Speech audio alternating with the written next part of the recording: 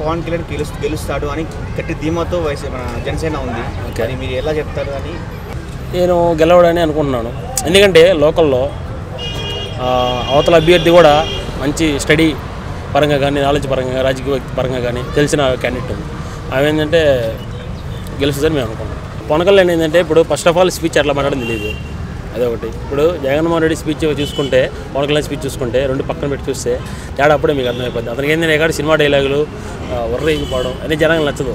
రాజకీయం ఏంది, ఎప్పుడైనా లోపల ఎన్నన్నా ఉన్నాయి కానీ పైకి అనేది మాట్లాడే విధానం కానీ జనాలకి కొద్దిగా అన్నీ ఉండాలి. ఏం లేకుండా ఎర్రైపోవడం, ఊగిపోయినంత జనాలు ఓటేస్తారన్న. జనసేన నాయకులే కొంతమంది లీడర్సే రాజీనామా చేసి వెళ్ళిపోతున్నారు ఈయన ప్రవర్తన చూసి, ఈయన కూటమిలో కలవడం వల్ల. అవును. సో మన పోతిన మహేష్ ఎగ్జాంపుల్. అవును. సో దాన్ని బట్టి మీరేం చెప్తారు? జనసేన కాబోయే రోజు. అవునన్నా, ఇప్పుడు ఫస్ట్ చూసుకుంటే మద్దతు ఇచ్చాడు, బాగా ఉంది, బాగా కలిసి ఉన్నారు. గెలిచినాక వీడికి నచ్చినట్టు చేయలేదు, ఇన్ని నెట్టేసాడు పక్కకి. వాడికి నచ్చక మళ్ళీ సింగిల్ పోటీ చేశాడు. అదే సింగిల్కి ఈ సంవత్సరంగా చేస్తుంటే ఖచ్చితంగా పవన్ కళ్యాణ్ ఎక్కడ పోటీ చేసేసి ఎమ్మెల్యే వాడు ఏంటంటే కేవలం లాస్ట్ మూమెంట్లో ఆడిపోయి ప్లేట్ తిప్పేశాడు.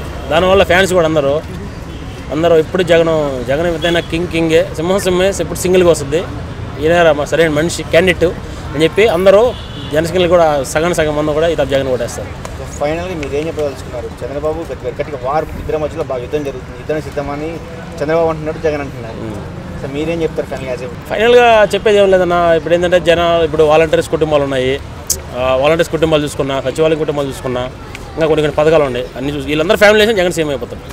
మరి ఎత్తి చాలంటారు 120+ అయితే పక్కా సీఎం అయితే ఖచ్చితంగా అయిపోతుంది. రాజధాని అంటున్నారు కదా, నెక్స్ట్ ప్రమాణ స్వీకారం వైజాగ్లోనే. గెలవడు. చంద్రబాబు అన్నాడు వాలంటీర్లు 10,000 ఇస్తాను ఆశ పెట్టాడు, మరి వాలంటీర్లు లొంగారంటారా? లొంగలేదు. ఎందుకు లొంగలేదు? రాజీనామా చేసి మరి జగన్ సపోర్ట్ చేస్తున్నా. 15 సంవత్సరాలు సీఎం చేశాడన్న, అతని గురించి తెలుసు, అతను ఏందో వ్యవహారం అని తెలుసు. అంత లాభం చేసి కూడా 15 సంవత్సరాలు సీఎం చేసి కూడా ఎందుకు సింగిల్ పోటీ చేయలేకపోతున్నాడు అంటే దాని అర్థం ఏంది?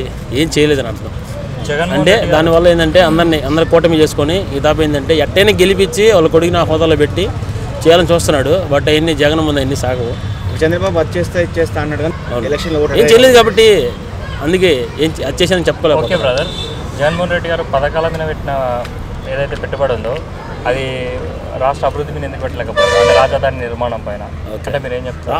అది రాజధాని అని జరుగుతుందన్న, అది ఇంకా పూర్తిగా. ఇప్పుడు ఒకటి చేయాలనుకుంటే ఒక పోర్టు కానీ ఏదైనా తీసుకురావాలనుకుంటే దానికి ఏం చేస్తాడు? తర్వాత వీడు ఏదైతే చెప్తాడు. వేరే డెవలప్మెంట్స్ అంటే ఏంటి? రోడ్డు కానీ తర్వాత కంపెనీస్ కానీ అలాంటివి ఏం తీసుకురాలేదు కదా. కంపెనీస్ తీసుకొచ్చాడన్న. వైజాగ్లో ఇన్ఫోసిస్ కంపెనీ ఉంది, నెల్లూరులో సమ్ కంపెనీస్ ఉన్నాయి, పేర్లు తెలీదు. ఇంకా వచ్చి టెస్లా కంపెనీ కూడా రీసెంట్గా ఒకటి ప్రపోజల్ వచ్చింది. అది అంటే మీకు గట్టిగా ఐడియా ఉంది? పేరుని కిట్టి గురించి ఐడియా ఉంది, తెలుసున్నా. ఎలా ఇప్పుడు నెక్స్ట్ ఆయన ఎమ్మెల్యేగా పోటీ చేస్తున్నాడు, ఆయన హవా ఎలా ఉండబోతుంది కదా? హవా ఎలా ఉండబోతుందంటే ముందు ఫస్ట్ ఆఫ్ ఆల్ గెలిస్తే కదా తెలుస్తుంది అతను ఏంటో చేస్తాడో. ఇప్పుడు ఏంటంటే కుర్రాడు ఉత్సాహపడుతున్నాడు, వాళ్ళ నాన్న ఏంటంటే జగన్కి మంచి క్లోజు, అందువల్ల సీట్ ఇచ్చాడు.